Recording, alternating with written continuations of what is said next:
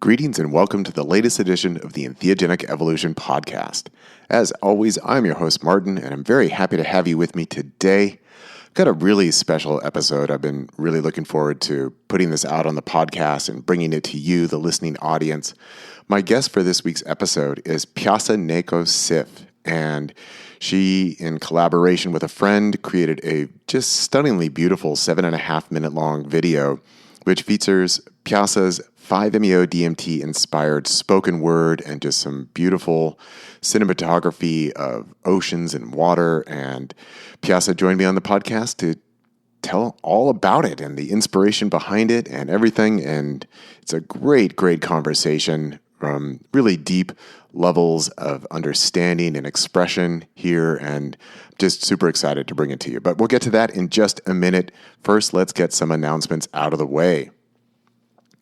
First off, I just want to thank Stephen Kirby and the Mindscape Psychedelic Institute for not only having me on as an instructor and professor in the 5-MeO DMT facilitation course that has been happening online over the past 4 to 5 months now and is pretty close to wrapping up for this first group of students, but also for inviting me to come on out to Iowa and participate with the Unchurched Church and do some in-person training with a group of students from the course. We had an excellent week out there in Iowa. Really enjoyed getting to know the students better and to give them feedback and instruction for their own facilitation and have them have the opportunity to work with a variety of different levels of 5-MeO DMT out there in a walnut grove on a ranch and farm that's been converted into a retreat center. It was just absolutely beautiful and just amazing. So thank you, Stefan, for making all of that happen for all of us.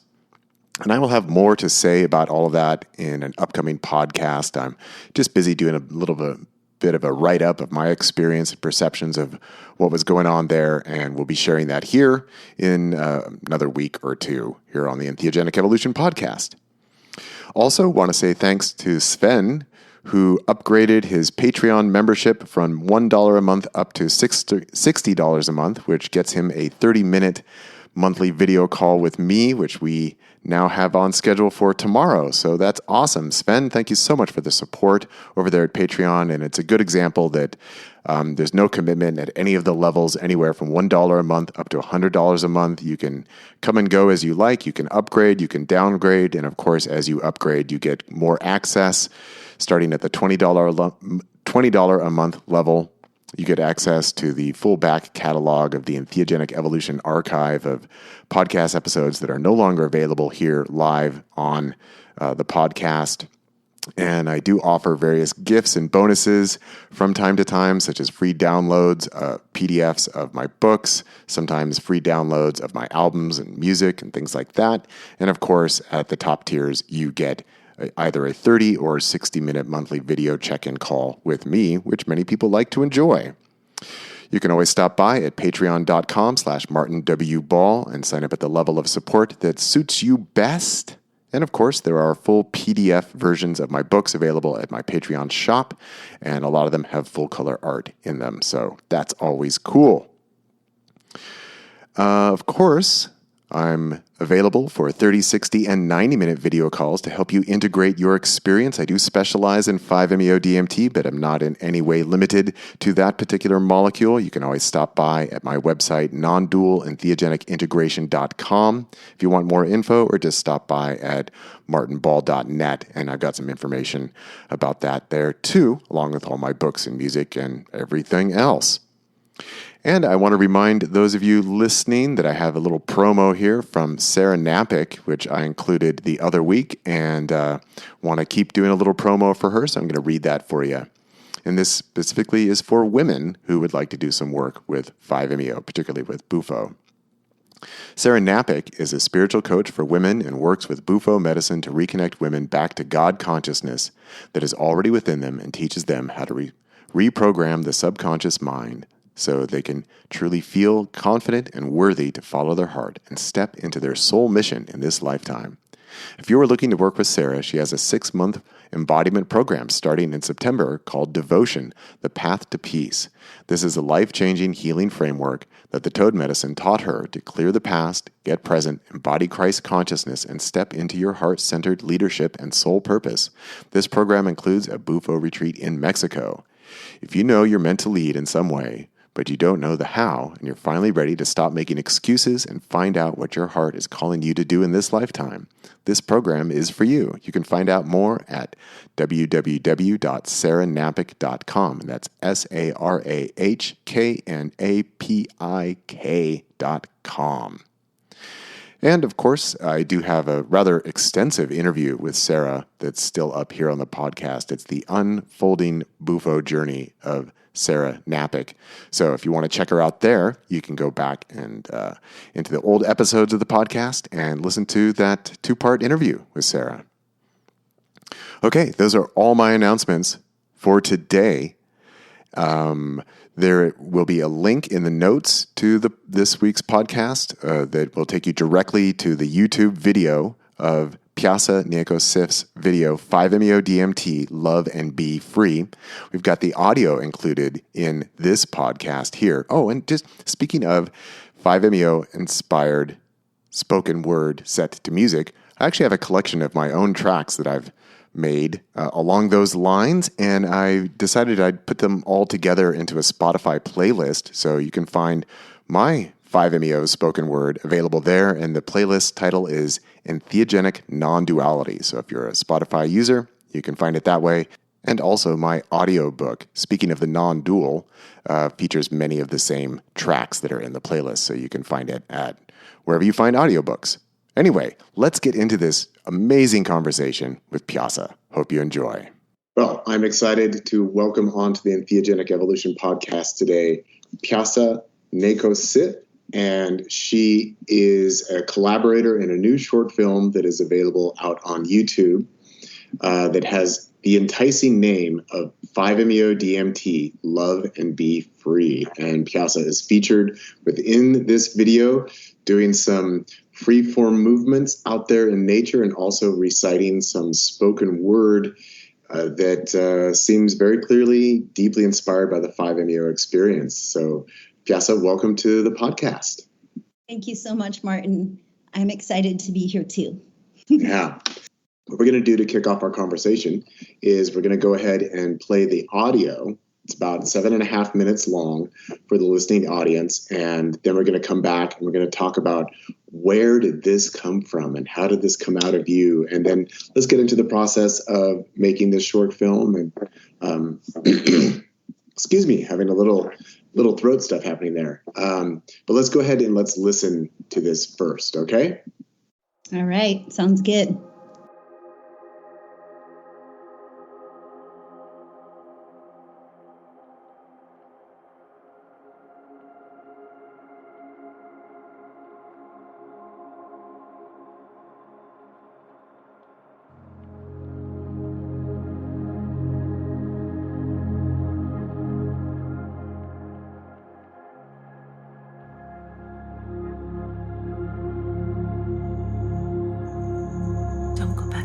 Dear one, no matter how deep the darkness goes, I know you will make it if you dare. In the unbound reality, you are already there. Yes, it may take some release, a great weep or a primal scream to wake up from the dream. It's a part of the process, releasing the pain, and giving up is not an option. Your success is everyone's gain. Turn inside out, outside in. Please take up space. It's safe to be you. You are ready and worthy. Blast off. It's time to break through. Shining your love through the dark night of the soul and feeling completely will make you whole. But that is a misnomer because you are unbroken. It's realizing, accepting, embracing this truth which is the feet. When you do, your success will be sweet. I believe in you. I know you deeply, within and without. I am you completely.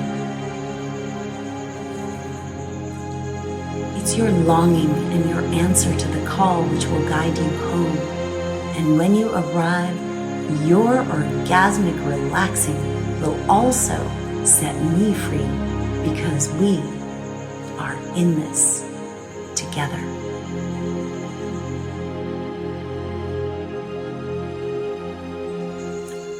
Are you seeing the gift within the shift? Perhaps you already knew the shift is the gift. It's a new paradigm, a new world. It's safe to let go. I've got you. You were never lost. It was the holding on which cost so much hurting. Because resistance is pain, a very old game, which is not serving.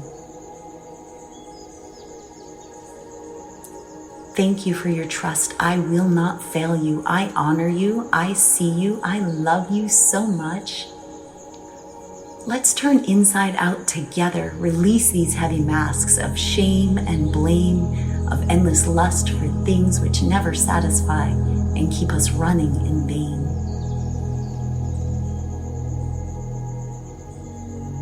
Please, let's take a moment, get still, gaze into each other's eyes so we can see the pure reflection of our greatness. Let's enjoy the elation of the simple surrender to the magnificence of creation. Ever present, ever loving, forever living, let's awake and remember. At times it can be dark, I know. I've been there before, and may I remind you, behind that veil is another. It's polarity, disguised as the divine Father and Mother. But if you quest, look beyond all the veils, you will discover union, pure source within, timeless communion. Your dedication to truth will steady the course. You're already on the path.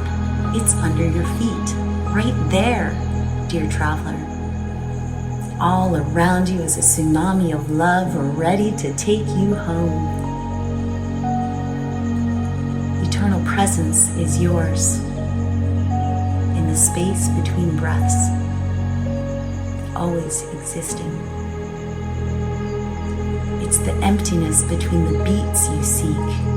Any grasping will prevent you from reaching the peak of the infinite love, bringing everlasting peace. Let go, dear one, you're already there. Shrug off the illusion, lay your soul bare. Thank you, bless you for doing this work. Yes, it can be exhausting, but laying down your strife will return to you your life.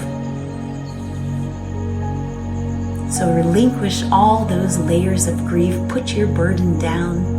To return to the all will take your full surrender into the fall. Be at peace, I've got you. Release what you're holding so we can revel within the divine unfolding. Thank you. I love you. I am you.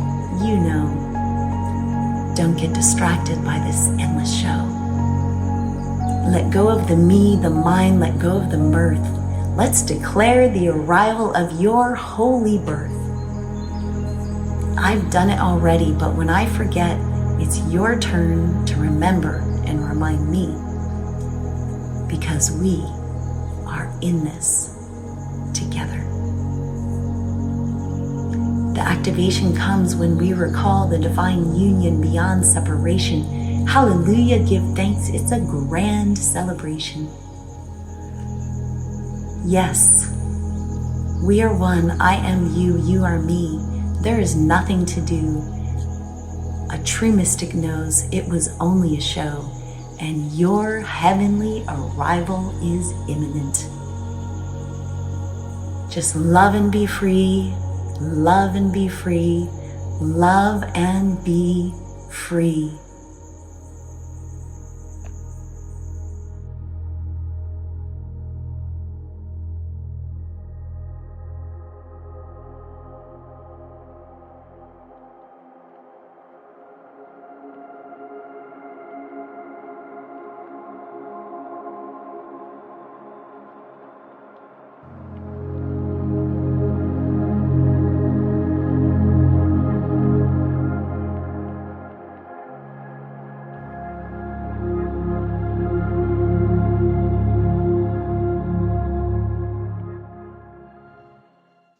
First of all, I just want to say that the spoken word there is just beautiful. It's very, very beautiful what you've shared there. And having been through very similar experiences myself with generating spoken word out of my 5-MeO experiences, sometimes even during my 5-MeO experiences, that I can deeply resonate with pretty much everything that you're sharing in this piece, and really would want to emphasize feeling the resonance of truth in what you're sharing there.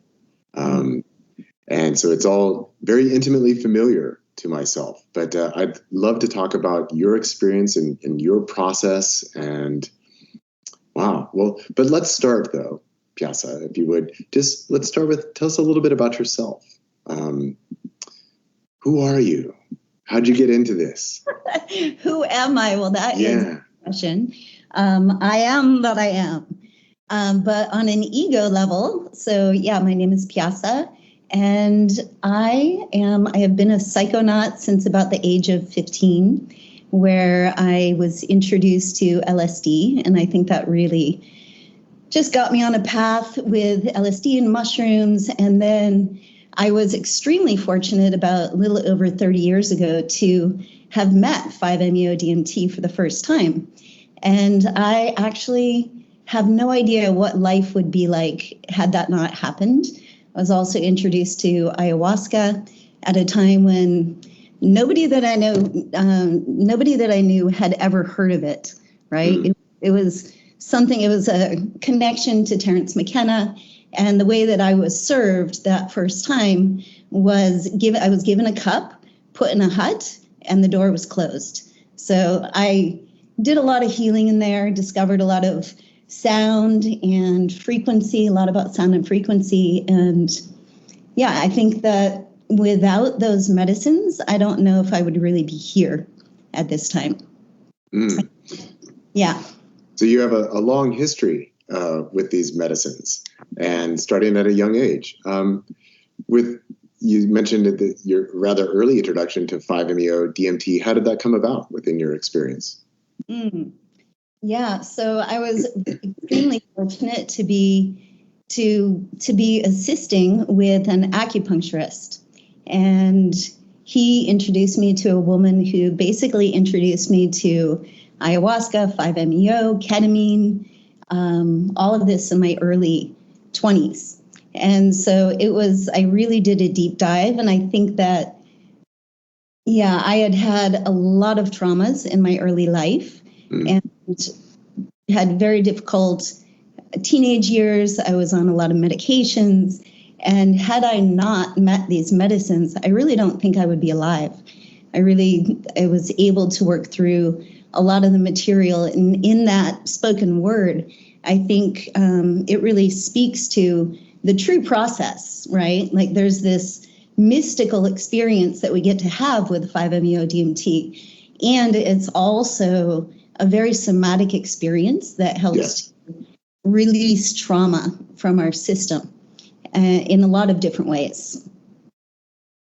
Yeah, it's what I really love about this spoken word piece is that you're really touching on so many elements of the 5-MeO experience at so many levels that for one, I think obviously the wording reflects the non-dual nature of the experience, where there's these phrases of I am you, right? That there's this dialogue between these levels of the self, that we're speaking to the self from the universal level of the self to the individuated level of the self. And like these phrases that I can turn inside out with you, which is very reminiscent of the somatic process of feeling that everything is turning inside out through your being and through your body, and then the releasing that takes place there, and that sense of freedom that arises. I mean, it's only a 7.5 minute piece, but it really touches on so many fundamental elements of the 5-MeO experience and process that it's really beautifully encapsulated. Thank you. And I jokingly like to call myself an editor for God. So, as a fellow poet, you might understand that feeling or the experience of just these words flowing out and through, right? Yeah. And I suppose it comes through our own filter on a certain level, but it really seems like it just comes directly from the divine. And so for me, that spoken word piece and others that I've written are teaching me. They're like teaching poems. And it's actually something that I have even brought into sharing with clients really at certain times. And it's just so powerful. Yeah, it's talking about non-duality. It's talking about the process of integration, of bringing together all the parts of ourselves, and embodiment, I think, is really a big piece. Is really, embodiment is that authentic expression of ourself with a capital S that is always untouched, right? By all the traumas and the experiences and the conditioning that we've received. There's underneath all that, or within all that, hard to use words sometimes. But yeah, there is that self with the capital S. And it's like 5-MeO feels to me like coming back home to the self. Yes, absolutely. And it's interesting because it puts us in this kind of paradoxical nature where, on the one hand, many of us who have experienced 5-MeO DMT, we say, well, words can't really capture it. You can't really express it with words. So there's this term, the ineffable, meaning that, well, you can't put it in the words.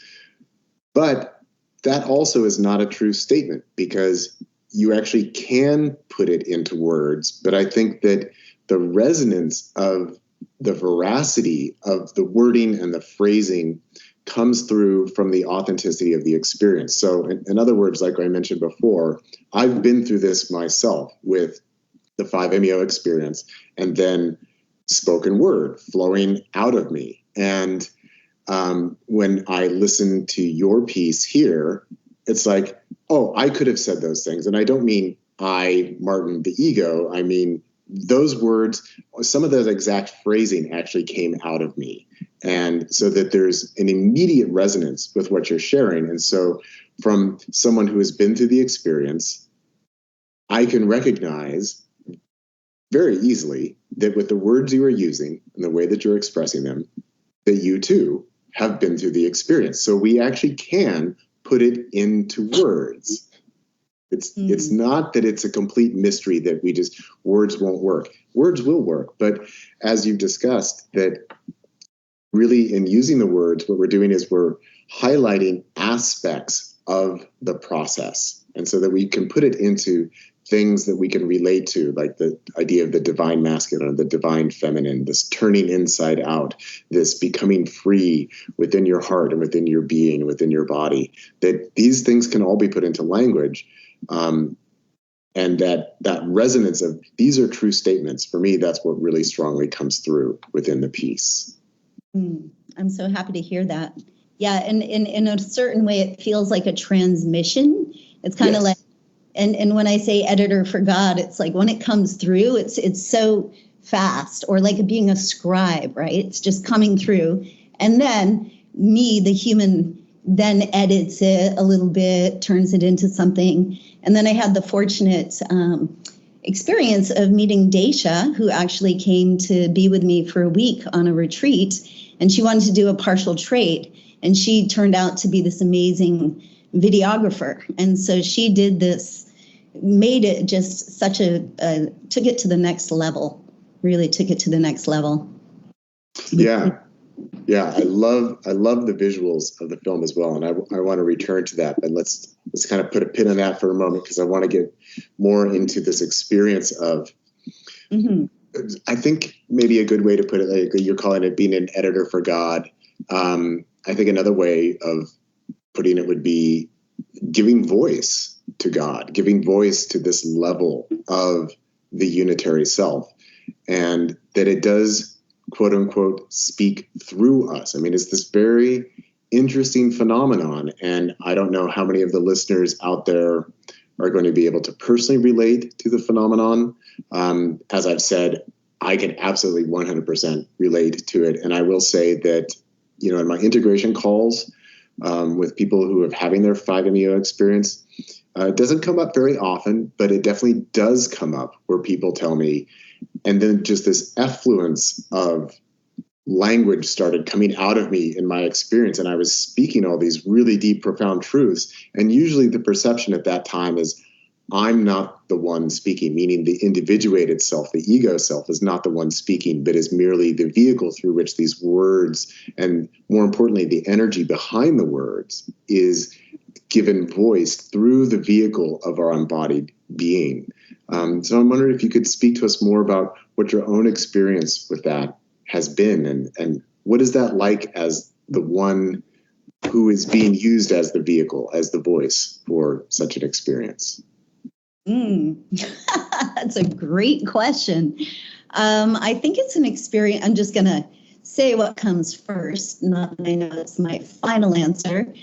But I think it really is a true embodiment of our authentic self. And speaking from that place and the experience, you mentioned the turning inside out. So this particular spoken word came straight after a very powerful week after my facilitator training at Tandava. And part of the end of it was a group experience. So I was actually, when I think about that turning inside out, I was witnessing somebody else in the ceremony who just looked like they were turning inside out. I was feeling all of us turning inside out, right? And just moving beyond this experience of duality. And within all that, the cathartic experience, again, right? In the different ways that catharsis comes up, that helps us to release whatever is stuck within our system, any traumas, conditioning, programming, stagnant emotions, whatever it is that is blocking us from being in that flow, in that 5-MeO experience, is getting released. And I think that spoken word was part of my integration, and it still is. I'm still integrating that ceremony through every time I listen to that spoken word that did come through me. I'm still learning from it and integrating all of those pieces, because they're just really big concepts to grasp when we come back into the fragmented self, right? So hopefully we come back to somewhat of a less fragmented self. And I think that really is the process of integration, right? So working with all of those parts that come up and being able to witness them and process any of the undigested experiences or emotions that are there. Am I answering your question? Yes, you are. And I'm going to pester you more about it as well. But like with this spoken word piece, what I find very interesting, again, this idea of giving language to these aspects of the experience, which again, I think you've done really beautifully, that, you've titled it, let me get the title again, 5-MeO DMT, Love and Be Free. So what I find very interesting about this is that if you had left off the 5-MeO DMT bit, I am 100% confident that I could have watched this video without any reference to 5-MeO DMT, and I would have said, oh, she's talking about a 5-MeO experience. That's what this is about. That's how fundamental so many of these elements are for me, that I would not listen to this and I wouldn't think, oh, well, she just had a spiritual experience or she had some awakening. And I wouldn't think, oh, she drank ayahuasca or she had mushrooms. I would say, oh, no, this is 5-MeO DMT. And I know it because I've been there, that all of this stuff she's talking about, I've experienced this myself. And I've also given language to this. So that's just how, I guess I would even use the word just archetypal, so many of these elements are within the spoken piece that you're providing here. Mm-hmm. I love that. Yeah. So back to the experience itself. So was this free flowing of words, which allowed you to be an editor for God? Was this generated out of a singular experience? And was this a recent experience? From what I'm gathering, it sounds like this comes out of your time at Tandava. And so maybe we could talk a little bit more about that and just what was the experience that gave rise to this? What was that like? Yeah, that ceremony was a few years ago.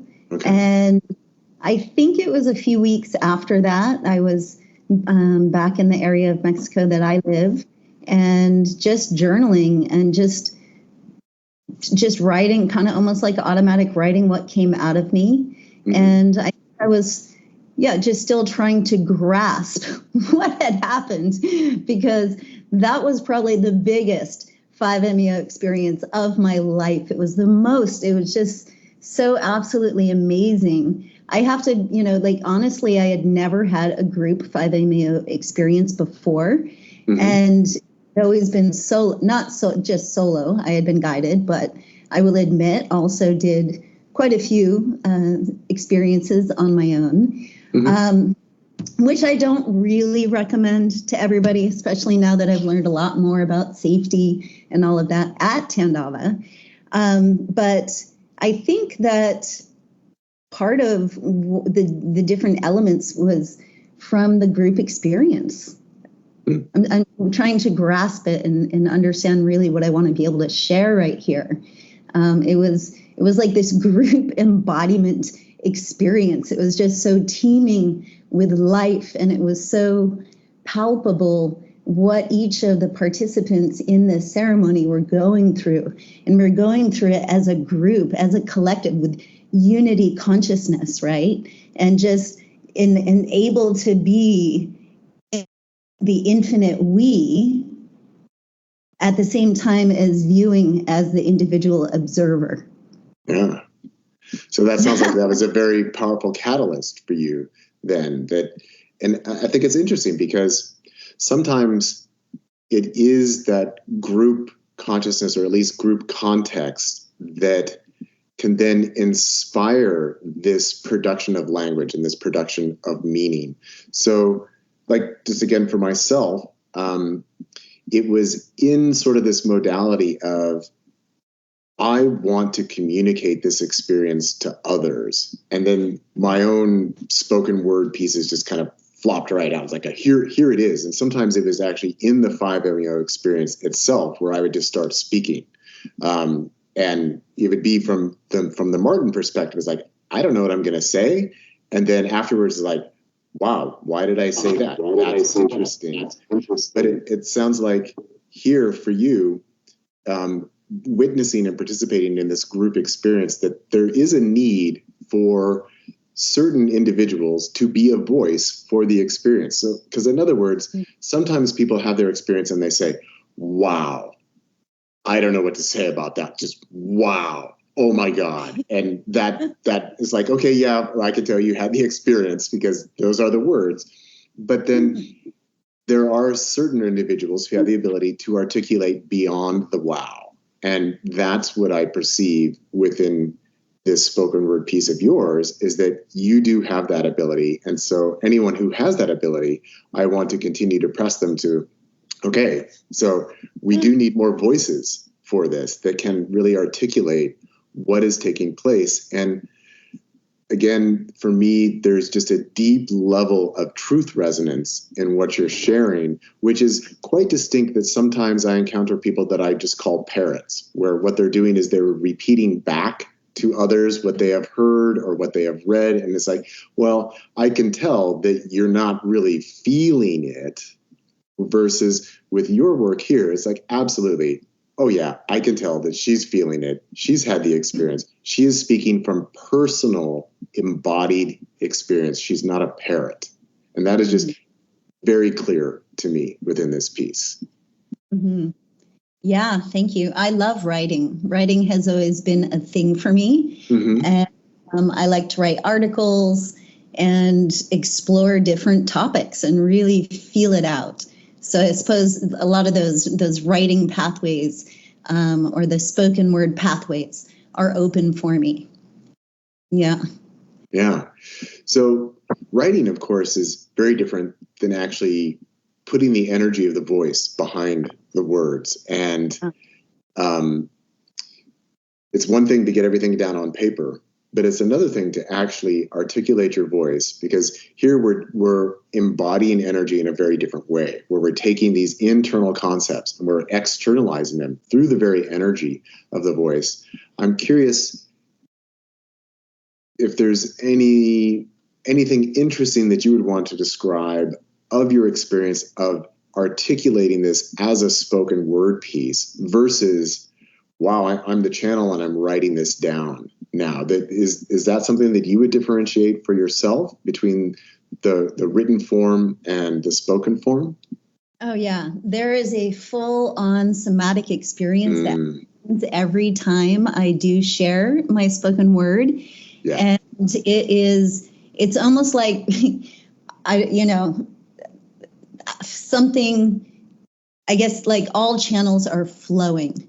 Yeah. I'm choosing my words carefully. I could say I'm taken over by spirit, right? But I am spirit. So I'm allowing it to, I think maybe that's a word. So allowing is this concept of receptivity. And so I open myself to allow that channel to be activated and to move through. And in doing so, it's really, it feels like a very authentic experience and very special to me. I don't go throwing it around all over the place. It's usually in a ceremonial context, or like I mentioned before, I'm using the spoken word at times with people that I'm working with, because it feels like an activation. Mm-hmm. It feels like it can turn some things on and communicate on a deeper level. Yeah, than the written word, for sure. Yeah. Okay.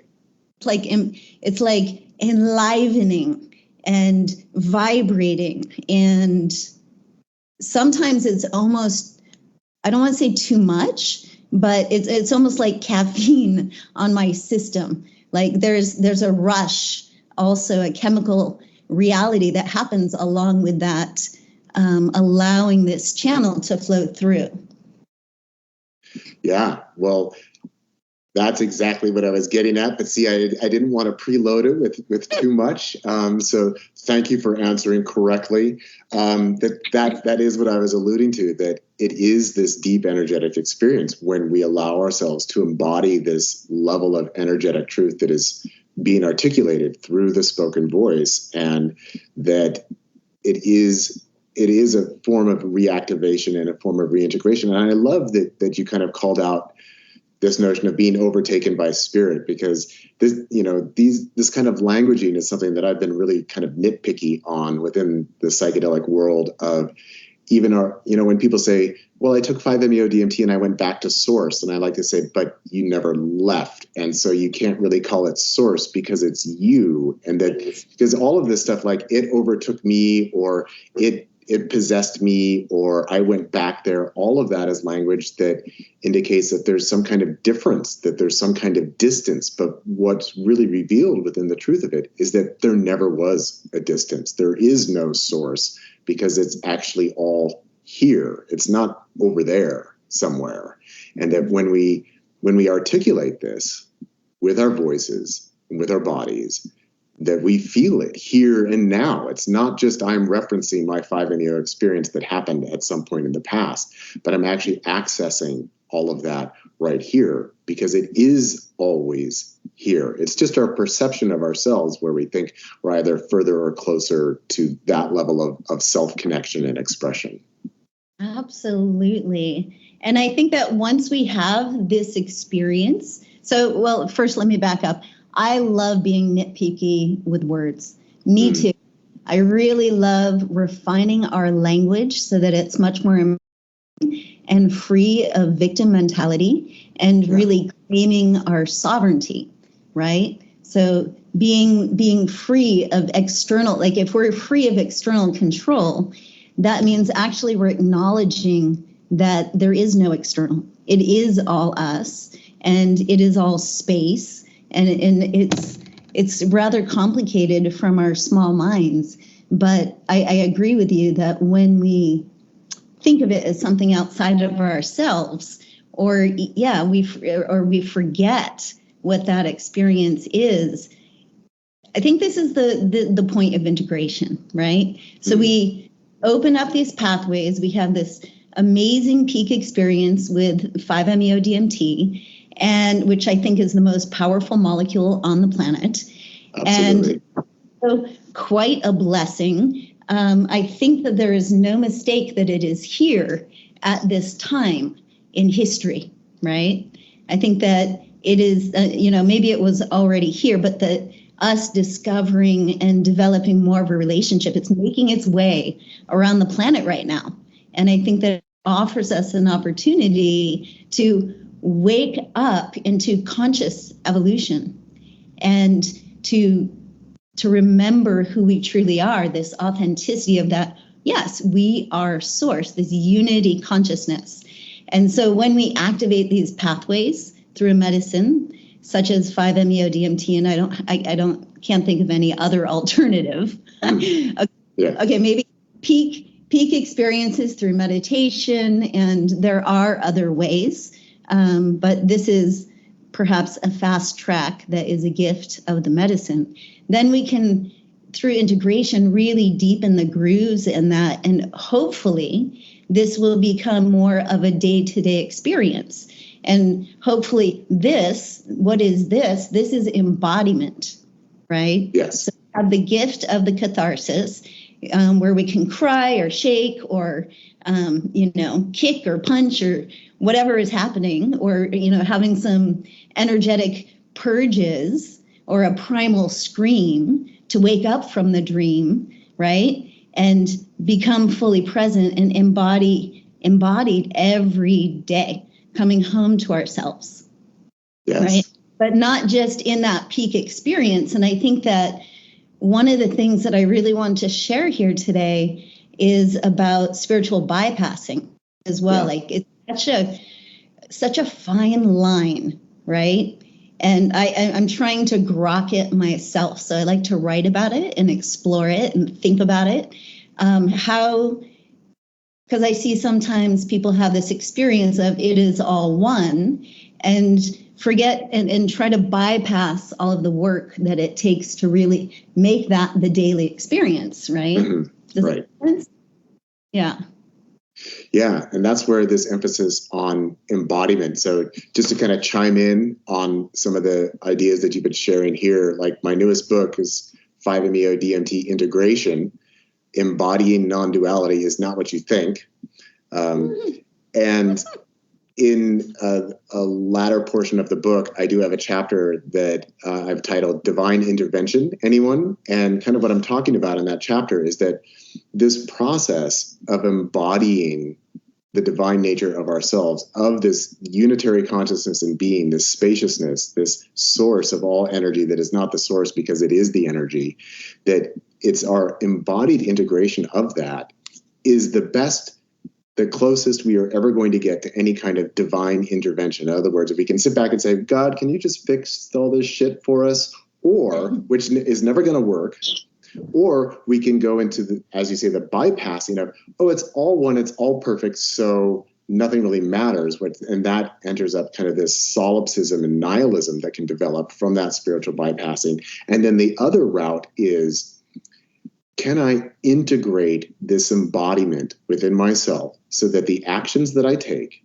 the words that I speak, and the way that I use my body, can that be in alignment with this deep level of self-realization? And that's where we actually do get, quote unquote, divine intervention, because that's where we're getting out of the individuated self, the individuated story, and being present to the authenticity of what we are feeling in any given moment. And that knowledge that we genuinely are one, yet we are still embodied in these individuated vehicles. And so how do I be that here and now? And again, this is what I see reflected and expressed so beautifully within your piece. Yes. Well, where that takes me, that was really beautiful what you just shared. Thank you. Where that takes me is that, with the spiritual bypassing, it's kind of like there's also this judgment of what is spiritual. Yeah. Appreciate that, like when you have a true experience of the truth and take that ride, like you can't, hopefully you won't forget that it's everything. It's not just, it's beyond duality. It's beyond good and bad. Then we're beyond judgment. And so when we take that back on the day to day, that means feeling, right? And I think that we are a society that is really emotionally illiterate, really. It's very difficult for us to identify and share and communicate our emotions. And I think this is one of the gifts of integration work, is that hopefully whoever you're working with as an integration specialist, which is really supportive of any of this kind of medicine work. We can do all this medicine work and get these, little spiritual phrases, it's all one, in Lakesh, brother. Or we can really get it and process it, all of the undigested, and cycle through allow this cycles to complete whatever's stuck in the system. And then it gets easier and easier to embody. And so if we can pay attention to our feelings, and become more literate and able to communicate, then we can process it through and we can be more of our authentic selves. And if we don't judge those feelings as good or bad, I think that was where I was wanting to go there. There is no good or bad, and taking that into the day-to-day is the work. Yeah.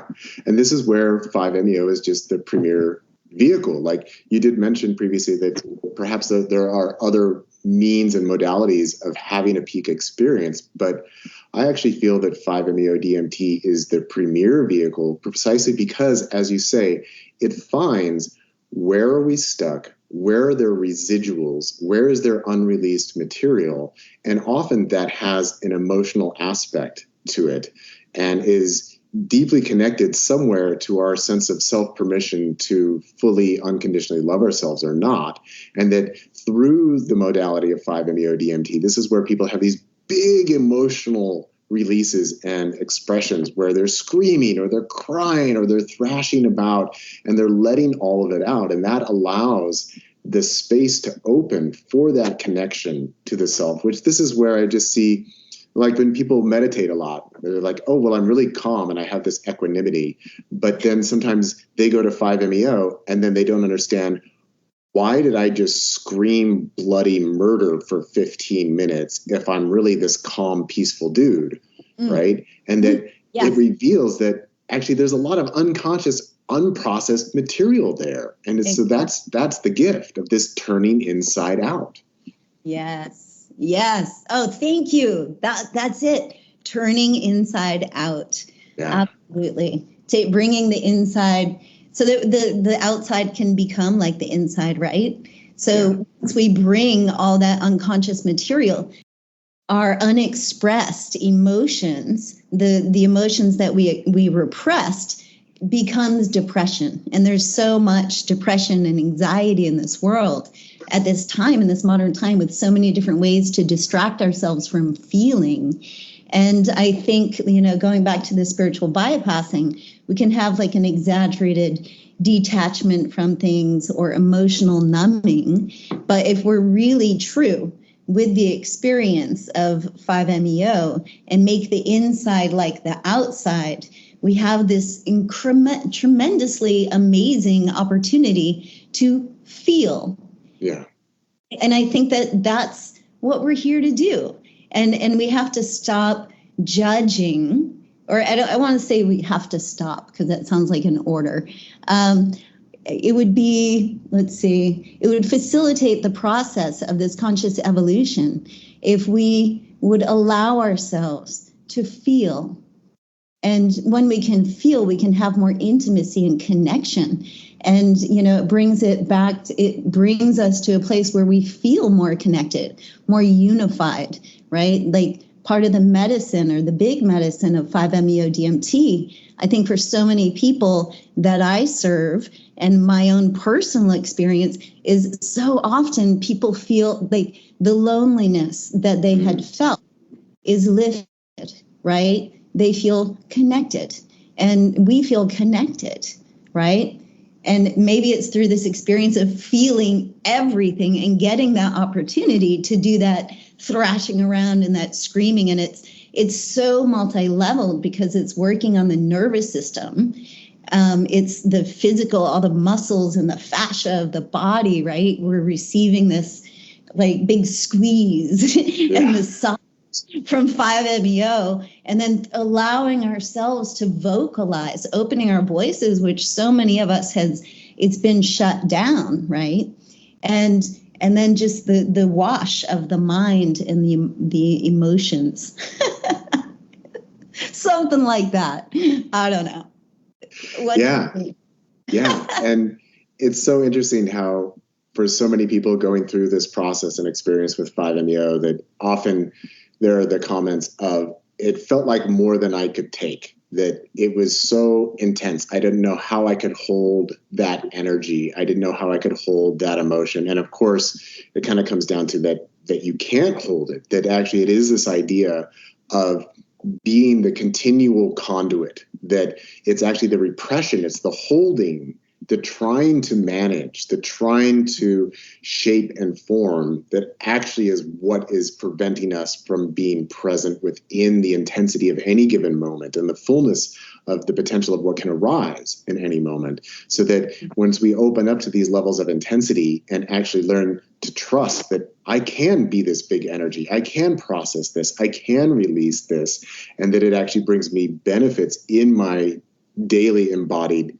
self, that it allows this deep reorientation to our emotions, to what we experience, and to how we allow ourselves to be. And that's just where it's so beautiful, so powerful. I think you're talking about surrender, releasing control, right? Yeah. Just that. And it's such a scary word for so many people, for, myself included. I think for all of us, that let go. And I think that just has to do with one's innate fear of death, right? It is an ego death. And so it's scary, but at the same time, it's like this hope and this fear all at the same time. It's this beautiful God orgasm, and letting go. And the more that we can let go, the more that we can get turned inside out and remember. Yeah, remembering in the Godgasm. In the Godgasm, yes. Thank you. Yeah. So let's turn now to talk a little bit about the film itself.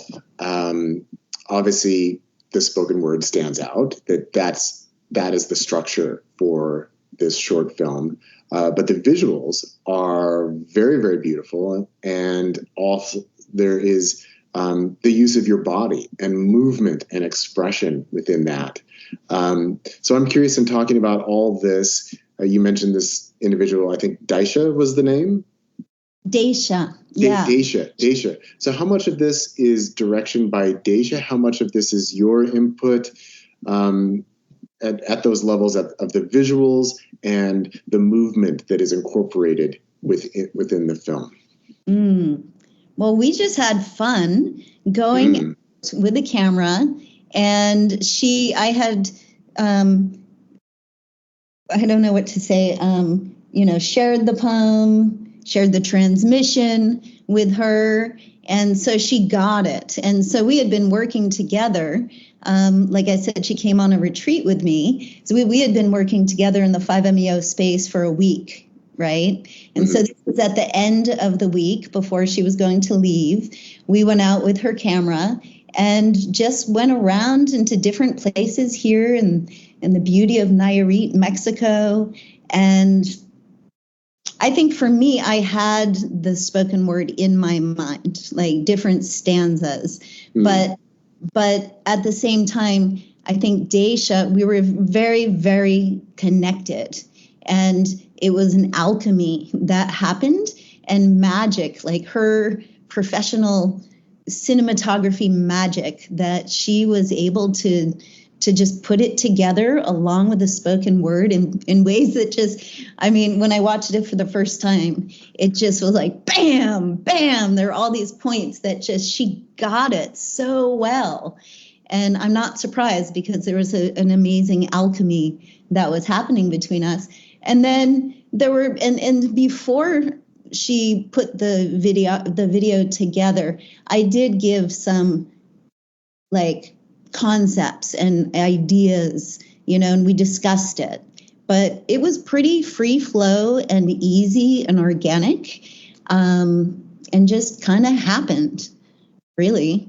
And then there were some parts that I made some suggestions. We edited a little bit, but not very much. She got it pretty much from the start. It was amazing. Her work is amazing. Yeah. And I think just what you're describing here is kind of the difference between setting out to, like, we could say, well, I want to make something that's really powerful and impactful, and I want to make it sacred, or I want to make it whatever. And then, the work becomes the attempt to create a particular product that will be received a certain way. But it sounds like you guys were just going with the flow, essentially. We are inspired. We are in sync here. We are feeling this synergy in this co-creation. And way that you described it initially was, we just went out and had fun. And I just love that description, because I think that that's also something that gets lost in sort of the over spiritualizing of things, where everything becomes sincere and serious, and we might actually lose that element of fun. That actually, it's quite fun to be alive. It's quite fun to create. It's quite fun to express. And I just love that being reflected in the way that you're describing what this process was for you. And it can still be sacred. It can still be beautiful. It can still be transformative and amazing. But let's have it be fun too. Absolutely. And it was fun. It was fun. And it was such a gift. It was something that happened so spontaneously. She wanted to come on a retreat, and she wrote me this beautiful, beautiful, deep letter that was so sincere about how she would like to come work together, and that she didn't quite have the finances at this time, and offered her services. And I just had this big fat yes. It just all felt so pre-organized or something, if that's even a thing, which I don't even know if that's a thing, but it was just, let's say it was in alignment. It was very aligned, the whole thing. And yeah, and before she came on this retreat, I had this whole idea of, oh yeah, this will be part of making some kind of advertisement for my retreats. Maybe it's a discussion, or, kind of like documentary style. And then before she arrived, the poem came in. And then I knew, oh, this is what we're doing together. From the first minute I saw her, I was like, oh, we're doing this. And this feels, it's such a gift, because it had, like, the response that I've received, that people have expressed, how it's affected them, has been so touching, really touching. So many people saying they felt tears, and I heard a lot, I needed this, that it was a reminder. I can't think of how many people said, oh, thank you so much, I needed this. And I think I need it too. I really like to go back to it at times as a reminder if I get too serious. and just like, oh yeah, that's the truth. That's right. So it's continually teaching me as well. And there's actually, I have one of my clients is a therapist, and I shared it with him, and he sent me a message later about how it had evoked these tears for him. And then he sent me a message 2 weeks later saying that he's been sharing it, just the audio part, with clients, and that he invites them to close their eyes, and he's put the video on so they can hear just the audio. And that he shared there was one woman who had experienced so much trauma in her life, and she had never been able to cry. And he played this spoken word, and during it and afterwards, she cried for the first time. And so to me, this is like the biggest gift that ever, I don't know, I'm like, great that this could come out of it. I'm so grateful that it's touched people. And so my prayer is that this is really, bringing that gift to people of feeling. Yeah.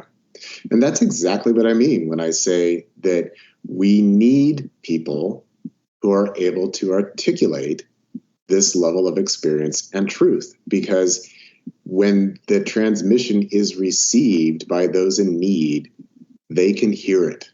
They can hear what this is actually communicating, that this is not just a bunch of spiritual concepts. This is not just the repetition of some doctrine or dogma. This is a raw expression of the energy of being, and it reflects deep aspects of what it means to be and to experience. And it opens that invitation to connect at the felt level, which moves beyond the words into the experience that it is evoking and expressing and giving shape to. And that's what I feel you are successfully doing within this work. I'm so happy to hear it. I'm so grateful for that reflection. Thank you. Yeah. The felt experience. And that's why I think of it sometimes as a transmission, because I think every time it goes out, it hopefully, and it seems to be, creating a felt experience for people, right? That the audio and the visual and the words and the truth and the heart, the like unfiltered space that came from through my with little quotes my experience, right? I'm just, it's like, wow, so wonderful to have that. Great, deep gratitude. Now, at the visual level, some of the things that strike me about the film itself is the juxtaposition and interplay of symmetry and asymmetry, of differentiated expression versus a sense of balance.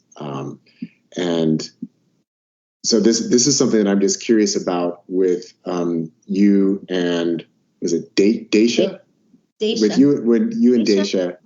So was this part of the conversation of how to craft the visual narrative, or was this more of this is what feels right? I'm just curious how you guys worked with those particular elements.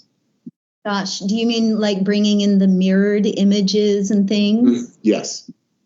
Yeah, well, she told me that she had this mirror image or mirror lens for her camera, and I'm like, let's use it. Just, it was just, I don't know, it was so spontaneous. And I think that part of it is her having the skills of the photography. She had a drone, right? Mm-hmm. She had a skill set that I certainly don't have. So I didn't have the imagination for what would be possible visually, I will say, right? Because I'm not working with those cameras or the drone or whatnot. So I would say a big piece of that was, the synergy and Daisha's skill set. Does that answer your question? Oh, absolutely it does. I just find it quite interesting because, within my own work around 5-MeO, and the embodied experience that I've made a lot of distinction and a lot of discussion around bilateral symmetry versus asymmetry and how different aspects of the self are embodied and expressed, and the interplay between these two dynamic forms of expression. So it sounds like it was kind of as an artistic, aesthetic, and even technological achievement within the film that's how these elements were used. But I think that they're also maybe even unconsciously then reflecting some deep aspects of the experience that, again, might be somewhat at the unconscious level. But I think that it's actually revealing that within the film. In other words, when I saw this nice bilateral symmetry that's happening in the film, it's like, okay, yeah, that is very important that it be there. And then with the sort of the dance, with the embodied expressions, sort of this interpretive dance that you're doing, that also that's more an expression to me of the individuated self, of how do I give shape and form within dualistic reality of a person dancing on the beach versus now here is this water that is showing these beautiful symmetrical images that are taking place, because that's more of the absolute, sort of the ocean of being versus the drop that is dancing upon the surface of the ocean of being or within the ocean of being. So I love the interplay of these elements within the film, and think that there's some very archetypal elements that actually are being expressed there, whether they were consciously intentional or not. Yeah. Yeah, it's kind of like a story in a way, the spoken word, right? So it's like we're somewhat observing that drop in the ocean, which is me at times walking around as this individual in this contemplative space of the infinite all, looking out to the ocean or whatnot, or just enjoying embodiment and expression through my own physical form. And then that remembrance coming back in and bringing it to the unification and the deep dive into the ocean of devotion, right? So, yeah, I'm not sure how it all happened, but I'm super glad that you notice and appreciate that and that it inspires you. Yeah, and I think I mentioned when you first shared it with me that I said my favorite part is when you disappeared into yourself. So it's kind of this mirrored image of you dancing on the beach, and then you kind of come into yourself, and then the image of you disappears, and then only this mirrored image of the ocean remains. And it's like, yeah, that's perfect. Like that's a beautiful visual metaphor for this the absorption phase of the 5-MeO experience, when the individuated self just suddenly evaporates, and all we're left with is this unity of being, that I am, that resonance of the I am, where it infuses all aspects of being. But it's not Pyasa, it's not Martin, it's not Jim, Jane, Joe, or John, right? It's the all, and it's that to me felt like a very beautiful representation of that aspect of the experience. And then the dancing, right? That's the celebration upon the return of, oh, and I still get to be in my body. I still get to be this individual. And I'm now enlivened with this sense of energy that is just inspiring me to move. It's inspiring me to create, that it wants to move. It wants to express. And that deep level of, as you say, surrender and allowance, that I'm going to allow this to be without self-consciousness, and in this empowerment of the sovereign self that is the vehicle of expression, that this is the vehicle that gets things done, that uses words, uses gestures, uses language, and embodies emotion. That just so many elements. I mean, it's only a 7-minute and 41-second film, but it's like it's got the it factor to it, because it's just combined with the words and the visuals and the flow. It is just speaking to a very, very deep level of truth. And again, even if you hadn't put 5-MeO DMT on there, I would have watched and said, oh yeah, I know where she's coming from.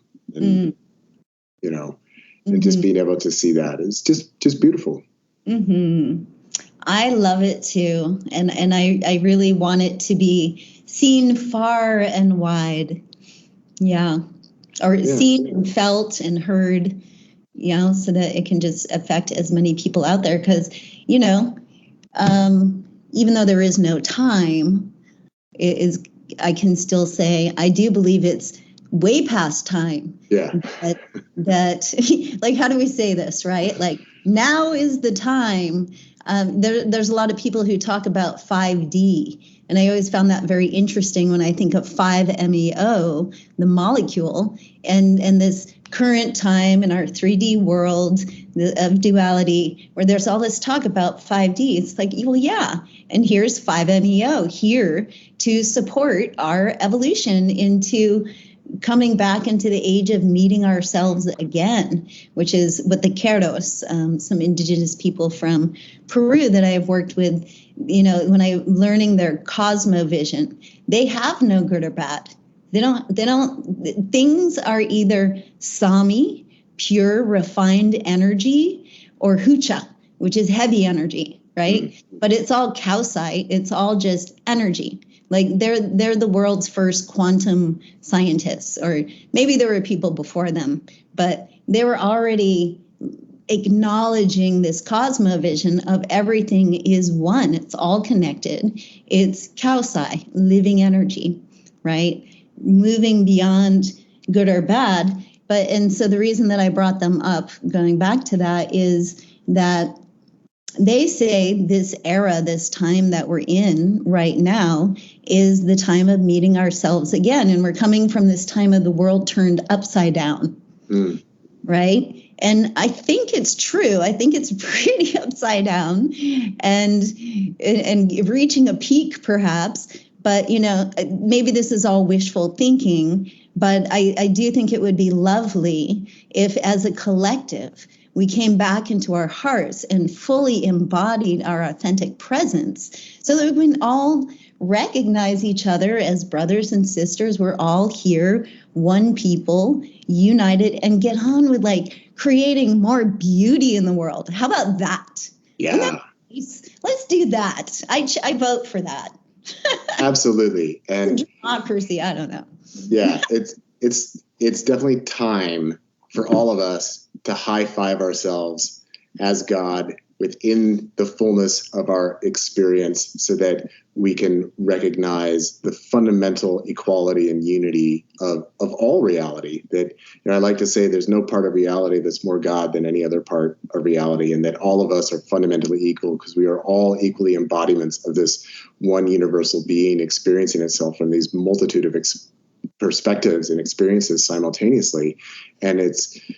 But it does take something to bring us back home to that, to kind of pierce the veil of me, you, this, that, good, bad, right, wrong, yes, no, to just the eternal, the Godgasm, as we mentioned before. That's really what's taking place. And that it does feel like, well, it's time. Why is 5-MeO becoming more and more well known now? It's because it's the time that we need it the most.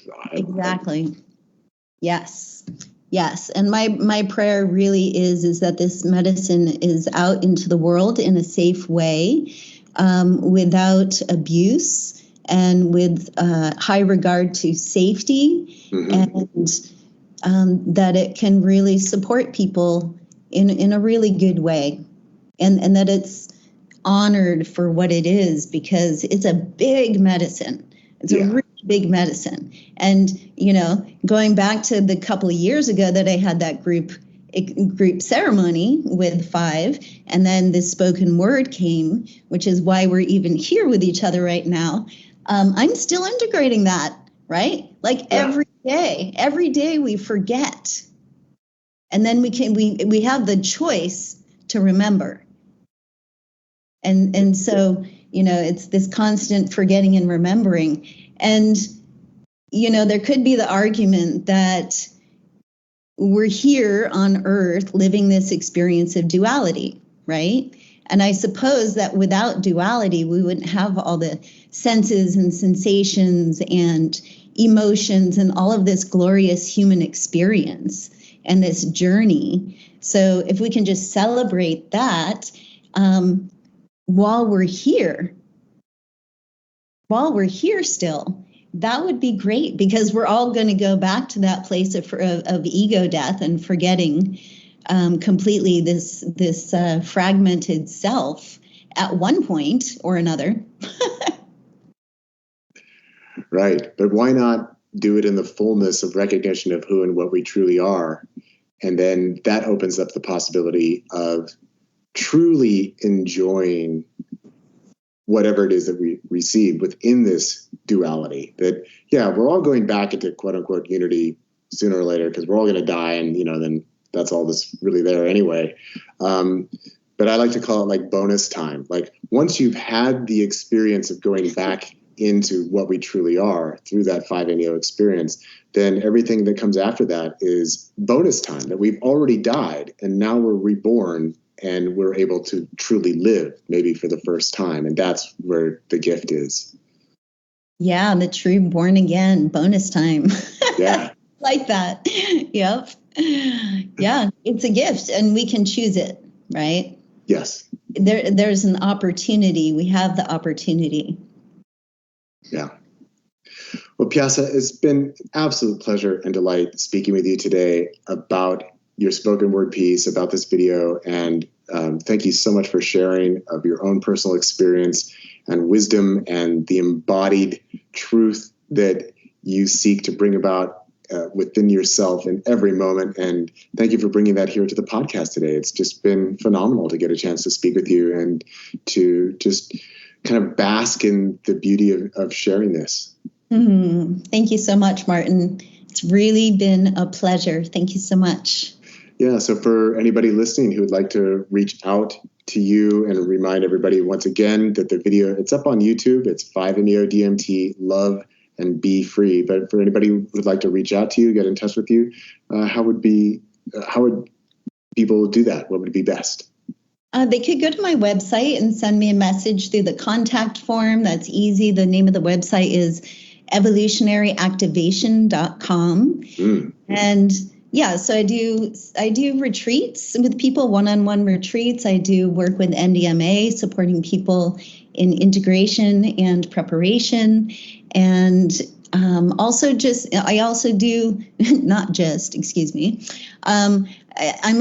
sexologist. So that's part of my background, is really supporting people in their embodiment. And sexologist doesn't just talk about sex, it's our life force energy. Yeah. And so I'm really here to support those who want to step more deeply into embodiment through medicine work or through coaching, online or in person, evolutionary activation, or directly email me to iampyasaunleashed@gmail.com. All right. Well, it sounds like perhaps we'll just have to stay in touch, and maybe there'll be a point in the future where we can broaden the conversation and talk about this evolutionary activation here on the Entheogenic Evolution podcast and have some additional conversations, because it sounds like you're doing some interesting work that we can discuss more fully on another day. Let's do it. Yes. All right. Well, thank you so much for your time today, Pyasa. Thank you, Martin.